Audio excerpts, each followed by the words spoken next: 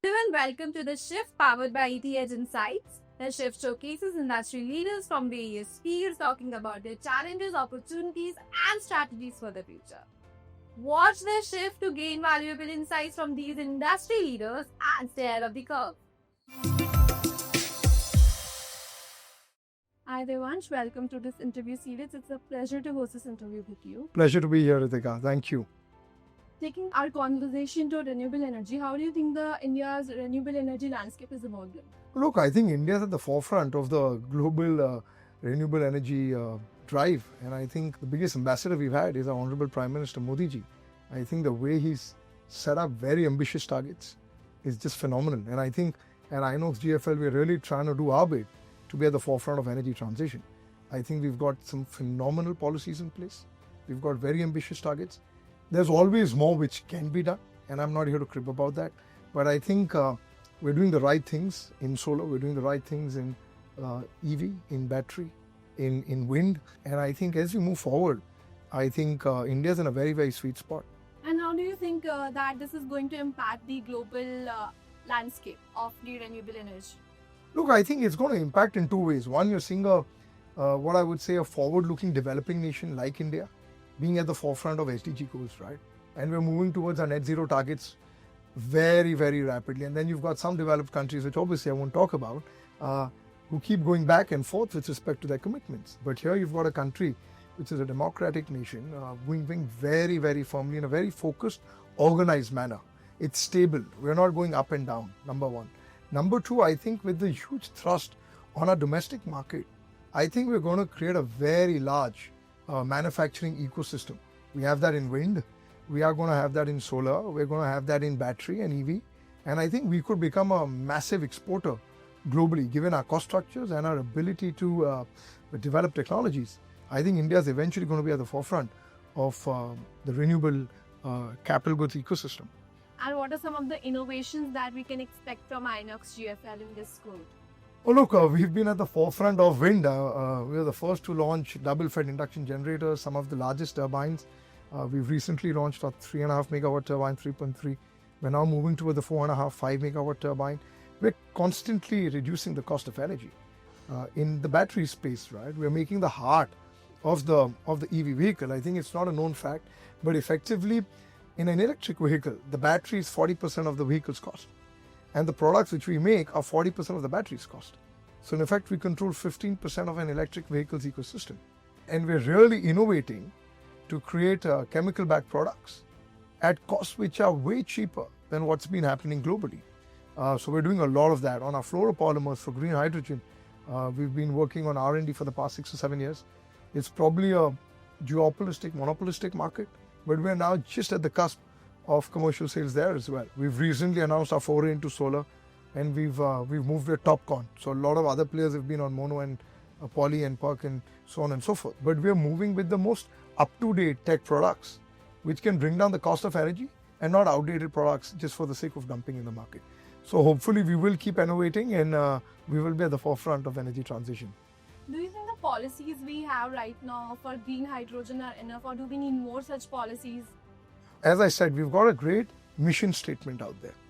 But naturally, I think for batteries or for green hydrogen, I think what needs to be done is you've got to get PLI in for the entire ecosystem, right?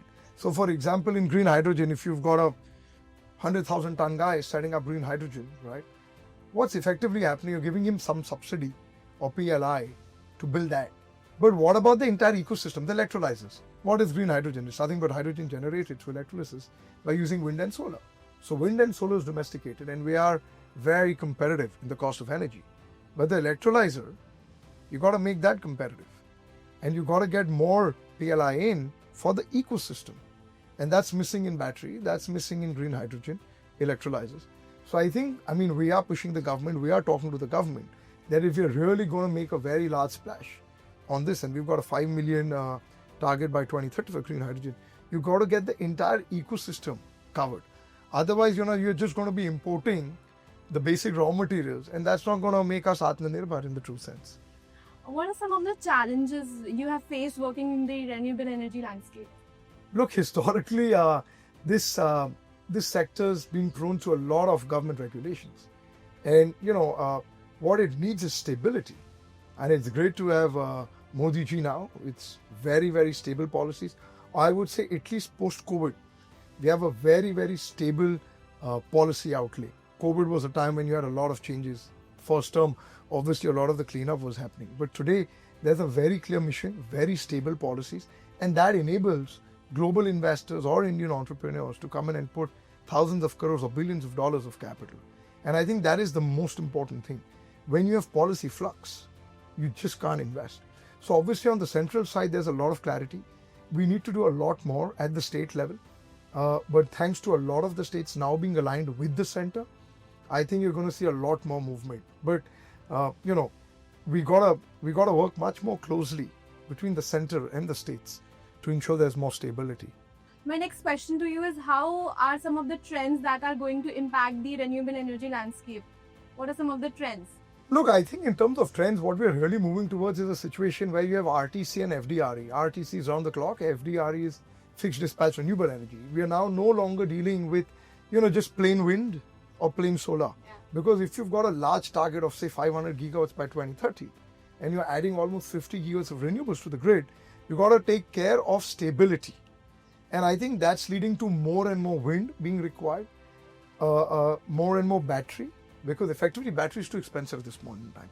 We spoke about reducing the cost, and eventually we will get to a point where battery energy storage will become very competitive. Having said that, I think you're really going to be seeing more and more tenders coming out, which are all hybrid FDR. You're also going to be seeing tenders coming out with a certain percentage of battery requirements, because that's the only way to get battery kick-started in India. And I think that's going to become the rule. That's going to become the name of the game. Other than that, I think on the mobility side, you're going to see a lot more happening on the EV side. I think we're still in early days. Obviously, it's scaling up because the base effect is very low. But I would expect by 26 end, where we're going to see a lot more EV playing out, because the domestic supply chain will be in place. And a lot of the swapping infrastructure, the charging infrastructure, where a lot of deployment is happening at this point in time, will start playing out.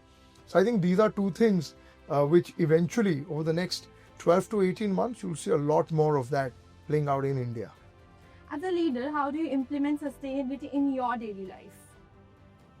Look, I spend half my day at work, or possibly more time at work, and we're at the forefront of energy transition. So all our businesses are sustainable, be it green hydrogen, be it EVs, be it wind and solar. But I think on the personal side, I think it's more on the company, right? Effectively, we're moving towards renewable energy across all our operations. We have zero wastage across most of our components. All our companies are ESG compliant. We're going in for higher ratings across the board. On the personal side, look, I drive a vehicle to office. I don't have a cycle, but I think, we are very conscious when it comes to wastage, when it comes to rooftop solar, for example, in the house, or in, some of our factories and so on and so forth. Everywhere it's renewable energy and wastewater management and so on and so forth. So I think that's how we are looking at things. What are some of the challenges you have encountered in working in the renewable energy landscape, and how did you navigate out of them? Oh, look, it's been a hell of a ride, as I mentioned. The biggest challenge which we had to navigate was policy. Inox Wind, when we built that, it became one of the largest wind turbine companies. And then when there was a policy transition from auctions to feed-in tariff, unfortunately, many times what the center wants doesn't happen at the state level, which led to a complete collapse of the sector.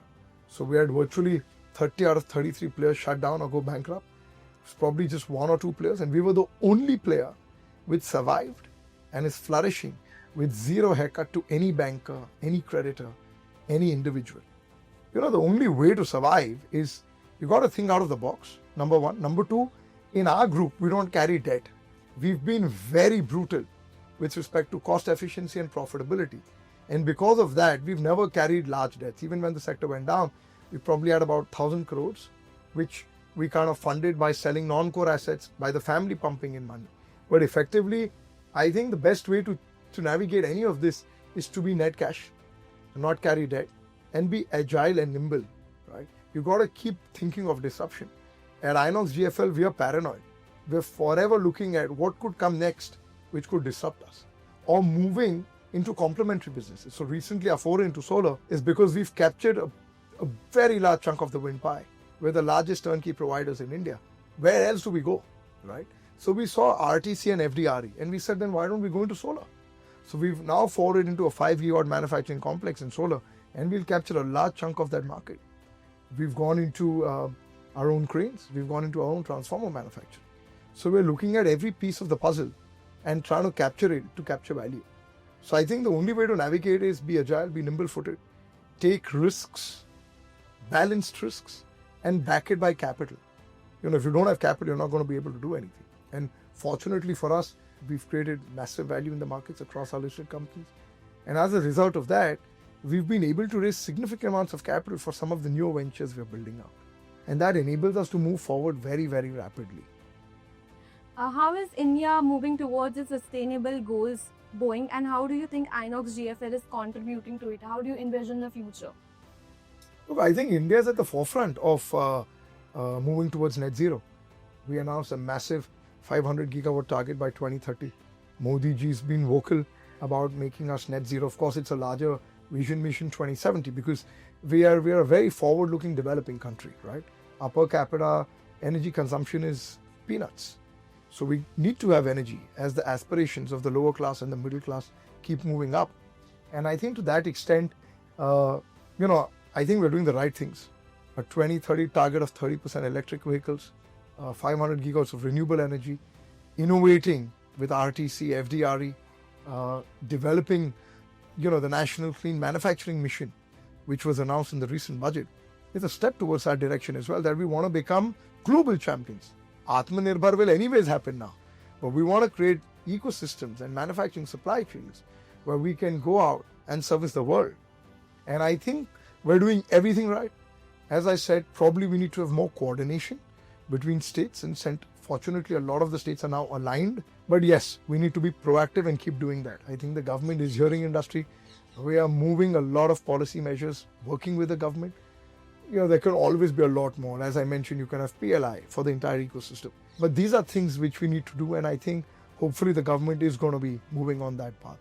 As I mentioned, at INOXGFL, we've captured the entire energy transition ecosystem, right from EV to batteries, to wind, to solar, to green hydrogen, to green services, and now a very large foray in our IPP. So I think we should be one of the top corporates in India, playing a very, very instrumental role in the energy transition piece. Thank you, Devansh. Thank you for joining us and letting us know the India's growth story. Thank you, Ritika. It was a pleasure to be with you. Thank you so much.